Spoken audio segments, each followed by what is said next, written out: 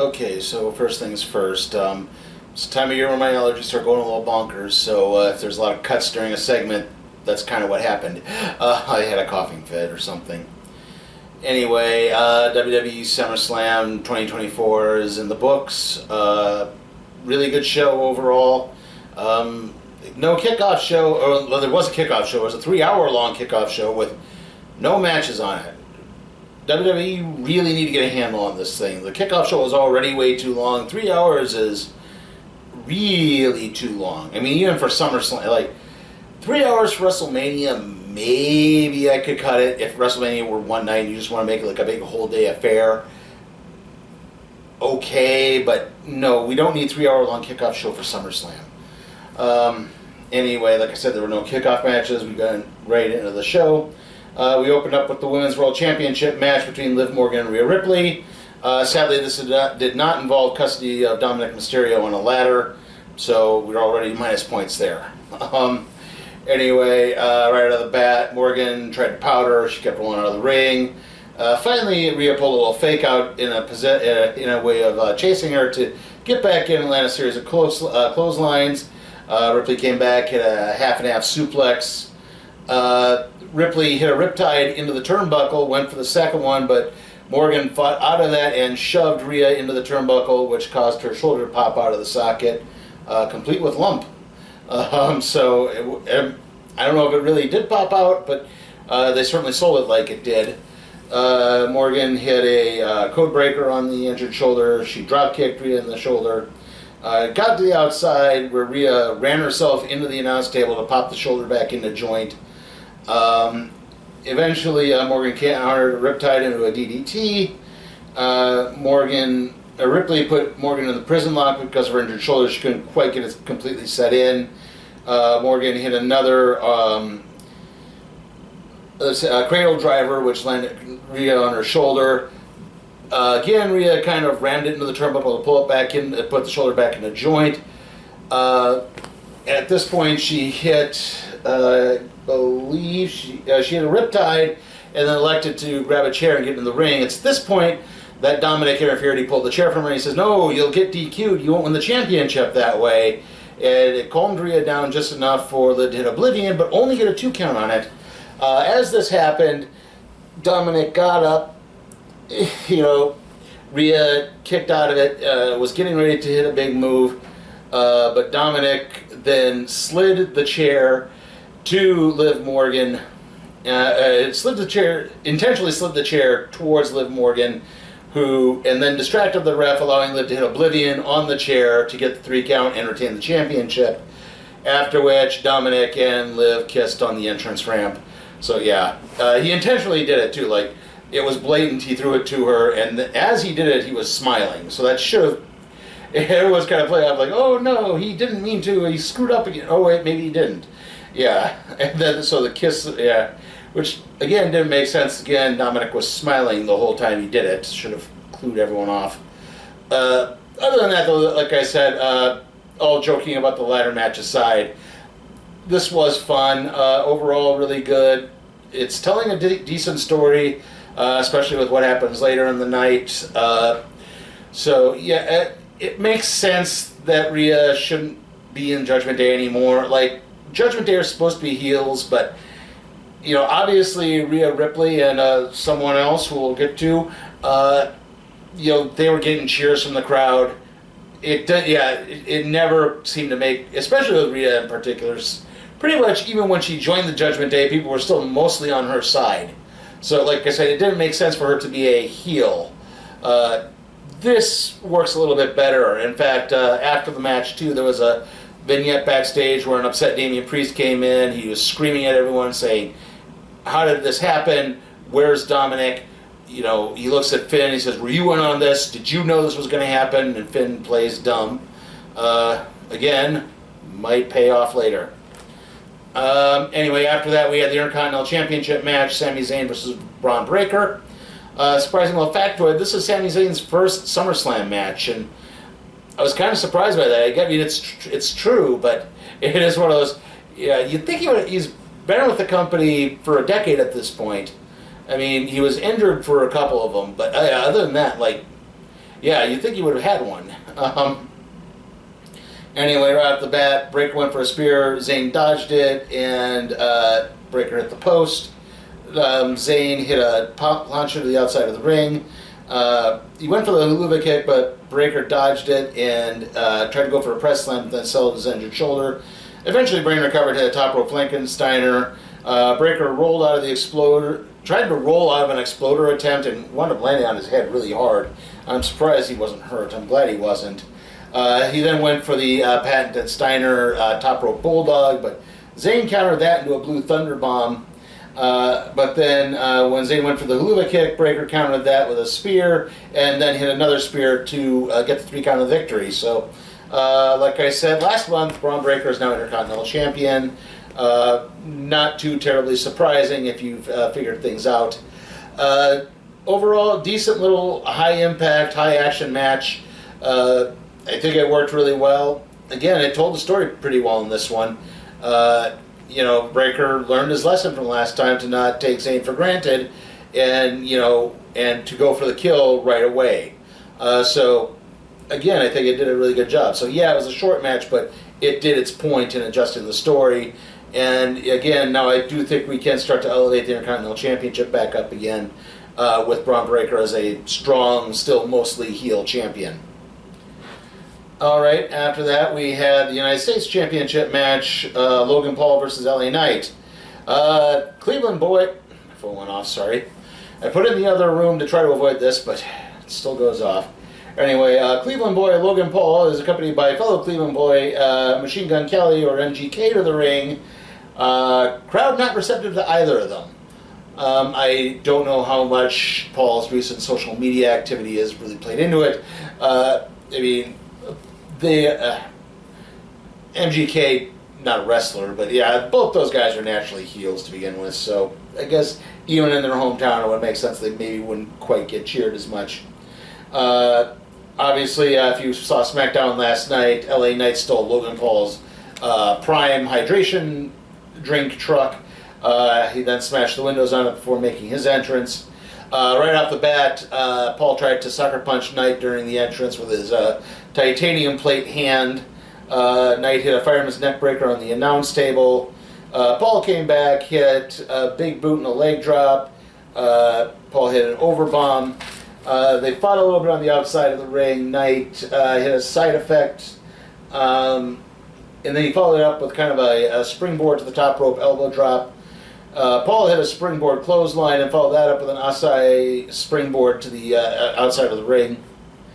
Paul finally did his loaded punch. Knight kind of got to the ropes. Knight hit a super brainbuster. It was supposed to be, I think it was supposed to be a delayed vertical suplex, but it went more up, like he went straight up and then kind of fell backwards in such a manner so that Paul would land on his head. So that's why I called it a super brainbuster. At this point, Paul's friend Jeff, who's sitting with Machine Gun Kelly and Jelly Roll, tries to slip him a weapon. Knight intercedes. In the midst of all of this, Machine Gun Kelly slips Paul some brass knucks on a chain. Paul gets a cheap shot with the knucks, but in the process of trying to hit a buckshot lariat, Knight catches him and hits the BFT, covers for the 3 count. However, in the process of doing so, Logan Paul's foot was under the ropes. The 3 count is counted. They're counting the title change, but don't be surprised if tomorrow, or well, not tomorrow, but Monday on Raw or Friday on SmackDown, this gets reversed. Clunky finish. Like I said, if this was intentional, which I do think it was, okay, but then why not just reverse the finish and restart the match right then and there? I don't like the idea of this where you're going to send people home happy thinking that Logan Paul isn't the champion anymore, and then you're going to restore the championship probably on Friday. Yeah, it's just, I mean, maybe they won't. Maybe they'll do another match where it's vacated and Knight can win that one in a ladder match or cage match or something. But yeah, I don't like how this is going so far. You're going to see Knight get the accolades, but I don't think it's going to last, unfortunately. Okay, our next match is the Women's Championship match between Bayley and Nia Jax. Much like Sami Zayn, this is the first SummerSlam for Nia Jax as well. Again, kind of surprising. Like, obviously, she wasn't at SummerSlam for at least a couple of years. I'm trying to remember how long she was released, but obviously she wasn't for that. I can understand that bit, but again, you think at some point you're not even a tag match. Anyway, right off the bat, Bayley landed several punches after the bell, but then Jax caught Bayley and hit a kind of running hip attack into the ribs and into the ropes and a side slam. Bayley came back with a big flying elbow. She avoided the Annihilator drop, drop kicked Jax into the ring barricade. Bayley then tried to counter a superplex into a guillotine choke, much like how she beat Nia in NXT, but Nia managed to get to the ropes on that one. Bayley avoided another Annihilator drop and hit the Bayley in the belly. Jax countered countered a Rose Planter, in an Uranagi. She hit the Annihilator drop for a 2 count only. Jax hit several headbutts. Bayley dodges a charge and sent Jax on the ring post. Jax countered another torpe into a Samoan drop on the outside of the ring. Bayley climbed to the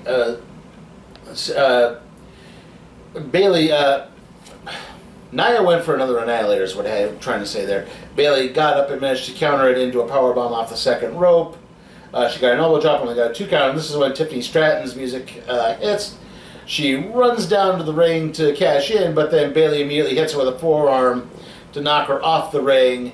And that proved enough of a distraction that Nia Jax came in and hit 2 power bombs and 2 Annihilator drops for the 3 count of the victory to become the new Women's World Champion.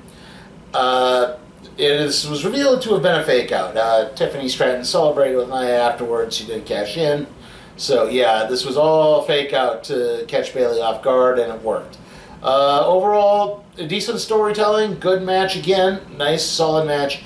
I do think they can do more with Nia as champion because Bayley as champion hasn't done much. That's been kind of the problem I think with the a lot of the changeovers. Like Sami as Intercontinental Champion has done quite a bit. Cody as Universal Champion has done quite a bit. Even Damien, when we'll get to that, but has done a bit.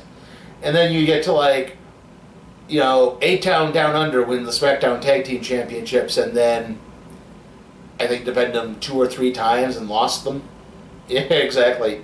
2 or 3 times in 4 months, and then just suddenly out of nowhere lost to the DIY. Who then I think defended them twice, and then just lost them to Tama Tonga and Jacob Fatu. So yeah, it's like, if you're gonna do these types of things, maybe plan things out for them to feud with someone and tell a story, because you're not doing that all the time, and that's kind of where these things fall apart a little bit.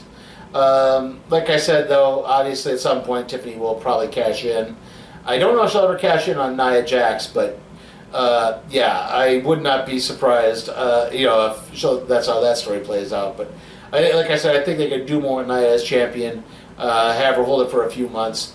I'm obviously okay with there not being an actual cash-in. Again, the main problem with the women's Money in the Bank is it's almost, outside of Carmella, the initial winner, and then last year with Io Sky, every other one has been cashed within 24 hours or on the Money in the Bank show. So it makes a bit more sense to just, again, like, okay, let her hold it for let Tiffany hold it for a few months. I'm sure it'll be okay when she cashes it in. And we got the big one up here now. Our next match is Drew McIntyre and versus CM Punk with Seth Rollins as a special guest referee. Right off the bat, I don't know if this was intentional, but Punk took his, he made his ring entrance with his hoodie, threw it, took it off, threw it, and it landed on Seth Rollins' face. So I don't know if that was supposed to happen. Right off the bat, Rollins said, "Hey, look, I'm counting this down the middle no matter what. If you guys get a hand, I'm going to interfere." And right off the bat, CM Punk got Drew in the corner, landed several punches, exceeded the 5 count. Rollins did not call for the bell, but he got in the way, pulled him off. Drew did the same. Again, Rollins pulled him off. McIntyre grabbed McIntyre rolled out of the ring to grab a chair at one point, get in the ring. Rollins pulled it away from him, pretended to look the other way, and then rolled it away from him. It's then that McIntyre pulled out the friendship bracelet with AJ and Larry's name on it that belongs to Punk that he stole, and he put it on. Punk tried to put Drew in an anaconda vice to get the bracelet off. Drew hit a claymore. In the process, Punk dropped it, the bracelet, and Rollins picked it up and put it on so he wouldn't drop it again. Punk fought back, hit a big high knee to Drew. He went for the go to sleep. Then he noticed the bracelet on Rollins' arm and got into an argument with him. He's like, hey, and Rollins is like, I'm just holding it on for you to the end of the match so that you don't get distracted by this, which Punk was obviously distracted by this. Drew drop kicked Punk into Rollins, knocking him out of the ring. However, Rollins came back, did hit the go to sleep, but because Rollins is out of the ring, he didn't get into the ring in time to make a proper 3 count, and Drew kicked out. Again, Punk and Rollins argue. Rollins shoved Punk, grabbed the bracelet. No, Punk shoved Rollins is what I mean. Grabbed the bracelet off of... off of Rollins' wrist. Again, try to put it back on, and Drew low blows him, hits a Claymore kick, gets a 3 count in the victory. Rollins reluctantly counting the 3. And so the battle with the bracelet continues as Drew picked it up and put it back on. Obviously, I kind of knew that this probably was not going to be the end. I'm guessing they're heading towards a Hell in a Cell match. Probably Punk versus Drew still. Don't know how much Rollins is going to get involved in this anymore. But yeah, that's where this lies. And overall, decent match. I admit I kind of missed a bit of it. When you gotta go, man. So I can't say as much as well they told the story. I do think it was right that Drew won. The way you built this up, if you're going to build Drew up to be the next super heel, he kind of has to be the next super heel, and he has to look dominant and win, and not always get his comeuppance right away. Like I said, I don't know where exactly this is going to leave Rollins. I do expect we're going to get Punk and Drew at Hell in a Cell and Bad Blood in a couple months. So yeah, like I'm guessing that's how this is all going to play out. After that, like I said, I'm not entirely sure. I guess that's the main question mark, is what are they going to do with Rollins in this? Obviously, Rollins has to feud with Punk next. Punk is still acting very much the heel on this. Again, he's so angry about this bracelet that instead of just hitting the finish and winning the match, he has to argue with Rollins. He has to get in this, and Rollins is always in the fight like, listen, Rollins has always been, listen, I am not on your side, but I'm not gonna backstab you. Yeah, exactly. But I know that people, because they've longed for CM Punk to come back, probably aren't going to boo him. But I don't see how he can't be a heel eventually. Again, it's just what it is, I guess. Like I said, overall match not terrible. I think the finish is just a little clunky.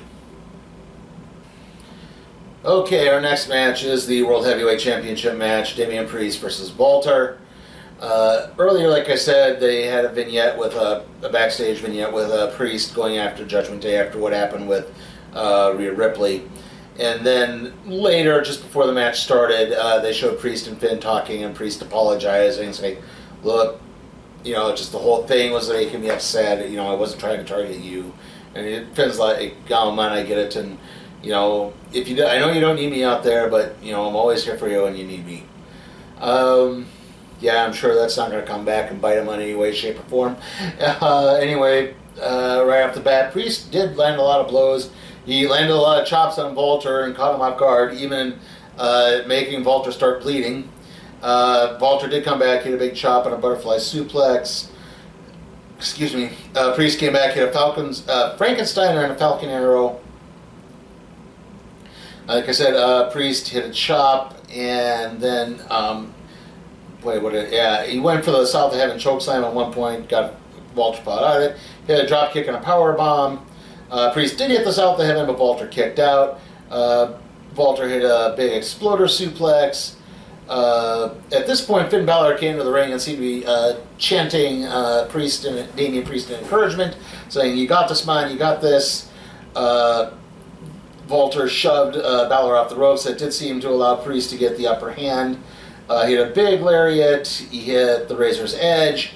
He, I believe, hit the South of Heaven chokeslam, and Walter didn't roll correctly. This is the same problem that happened with the Logan Paul match, too, where a guy lands on his side, and instead of immediately pulling him down to his back, we have a guy push the opponent towards the ropes, and it's like, okay, well, I know what's going to happen now. And in the process, Priest is pinning Walter, but then Balor gets up and knowingly pulls Walter's foot onto the ropes for the rope break. And everyone saw it. Priest saw it. You know, Balor looks away in disgust, and then turns back and smirks as Walter puts Priest in the sleeper. Priest manages to fight back out of it. Unfortunately, he goes after Balor, and that enables Walter to hit the power bomb and then another sleeper for Damien to then pass out. Walter is now world champion, and the Judgment Day has kicked out Damien Priest as well. Again, given the events since WrestleMania, maybe even a little before that, you could see this coming. Priest was getting cheers. The Judgment Day are still supposed to be heels. And I think it's patently obvious that they knew Dom was going to dump Rhea for Liv. They think they knew, they knew, given how everything turned out. So Balor betraying Priest for costing him the championship on a couple of occasions. Just seemed, it's like you could tell this was how it's going to play out. I do wish, maybe the way this, again, the way Damien Priest's championship run is gone, I do wish maybe this had happened a little later. Like, I agree that Walter probably is a better world champion right now, and he's going to have a pretty successful run. But at the same time, like, if you're going to do the breakup of Judgment Day, maybe have Priest gain more of a reputation for us, which, like I said, is the one problem with this style that they're doing right now. They're not telling great stories with some of these characters. I don't like saying characters, but that's what I mean, really.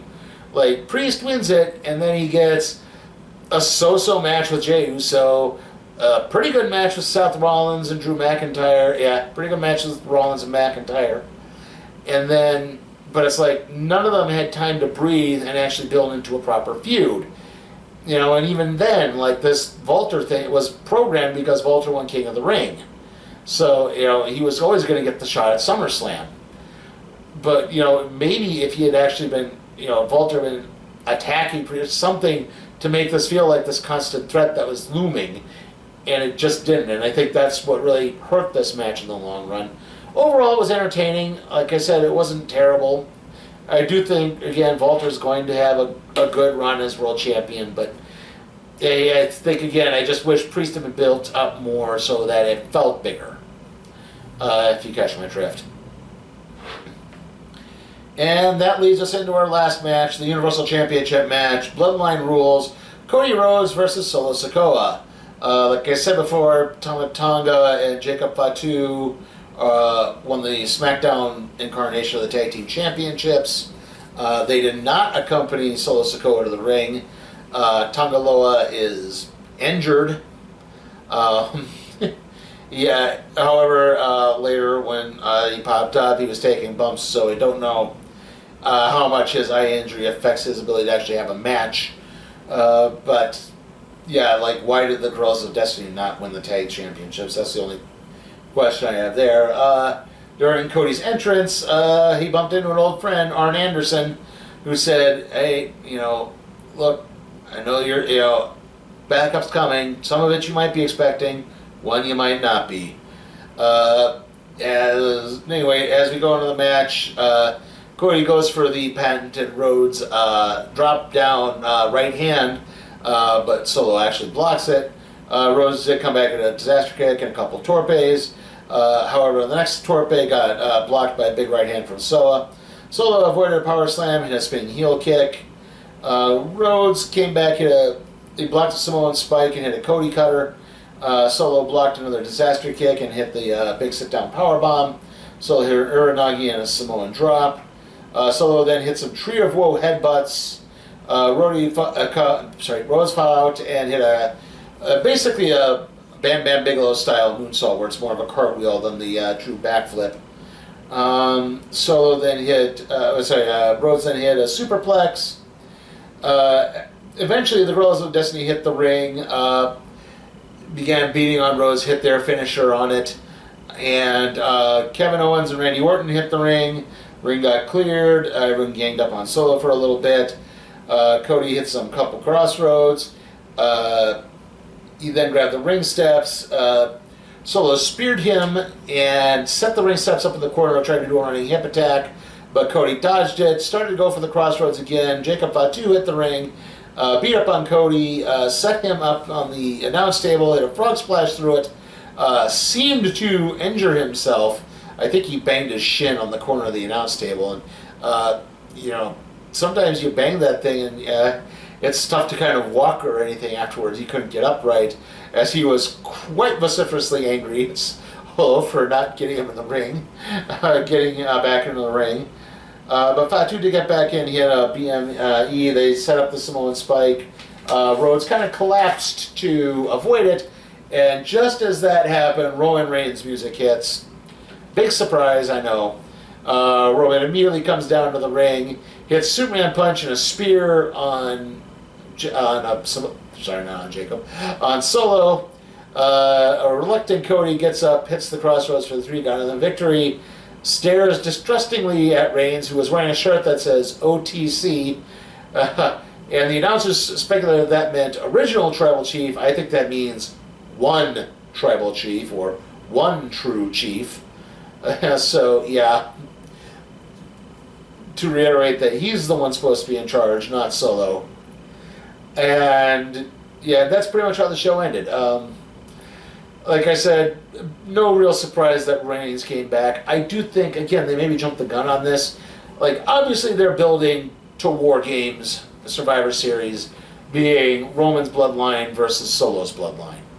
I mean, you got 4 guys with Solo, and then then maybe if The Rock has recovered from his onset injury in his movie he had, you have that, and that's where The Rock turns on Roman.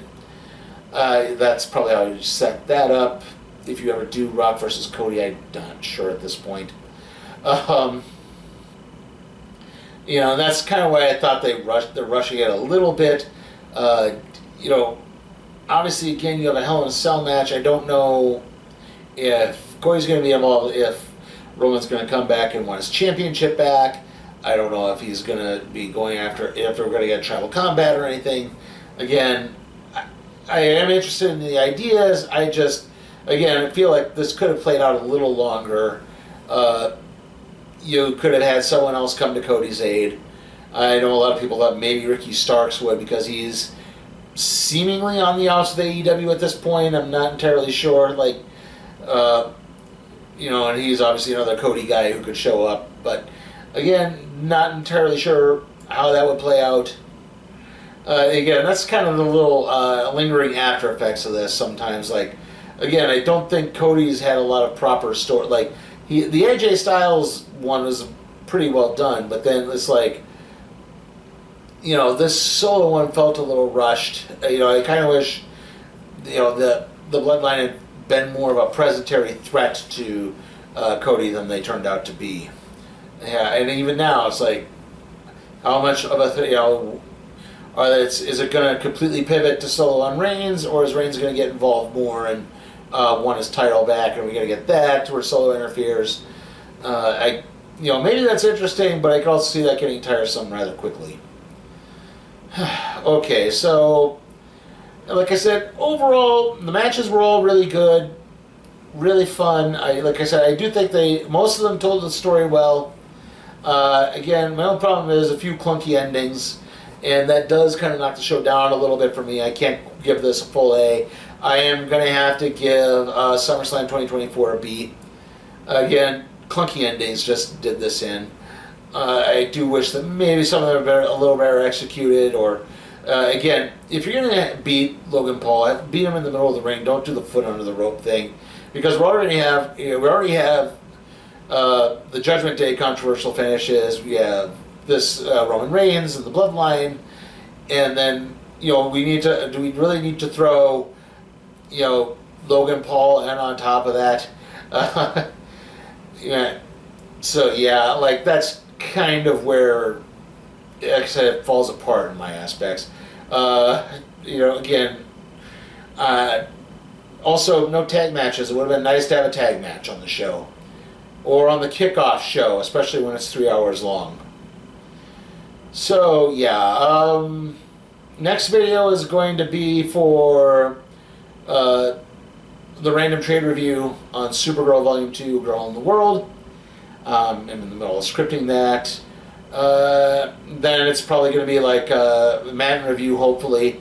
Right now, the next wrestling show, I'd like to do AEW All In. I can't guarantee that that's going to happen. Again, AEW shows can be rather expensive.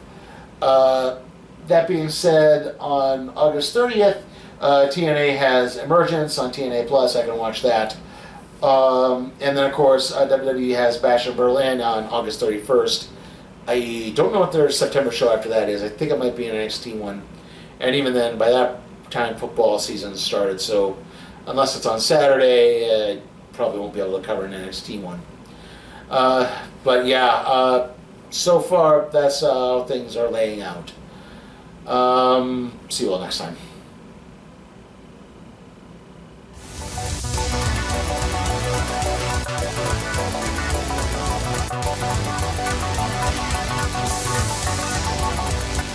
Hey guys, remember you can help me maintain and possibly even expand my professional wrestling covers by supporting me on Patreon at patreon.com/SleepyTimeForCat Productions. Also, remember to like the video, comment, share, subscribe, and ring that notification bell.